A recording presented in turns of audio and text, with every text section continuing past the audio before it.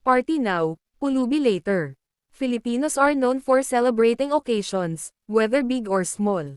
Masaya at exciting nga naman, syempre, gusto natin maging festive at memorable ang bawat sandali.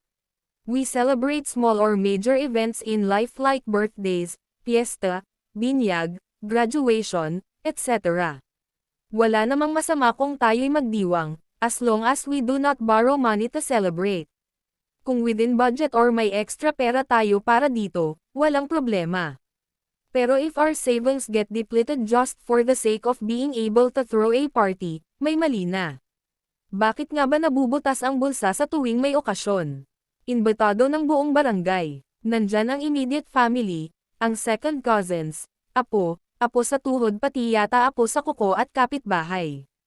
Pati sina kagawad, at kapitan, nako. Lahat imbitado, walang pinapalagpas. May habit kasi tayo na kapag may okasyon, imbitado ang lahat kahit pwede naman sanang wala doon sa event. Ang rason, nakakahiyang hindi imbitahin. Moments like this are meant to be celebrated with people you are close to, mas intimate, mas maganda para madama natin yung momentous event at hindi maging stressed sa kaka-entertain at pagpapa-impress sa iba.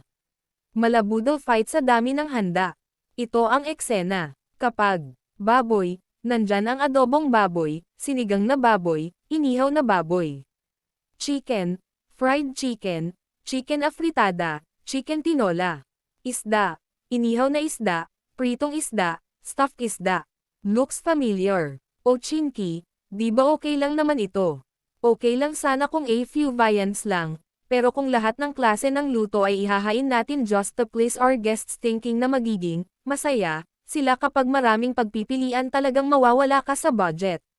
Remember, kung ano lang ang kaya, yun lang.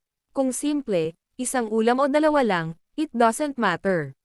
Don't pressure yourself. It is their presence that counts. Competition. Mas maganda sa hotel para sosyal tingnan. Dapat mas engrandi tayo, no?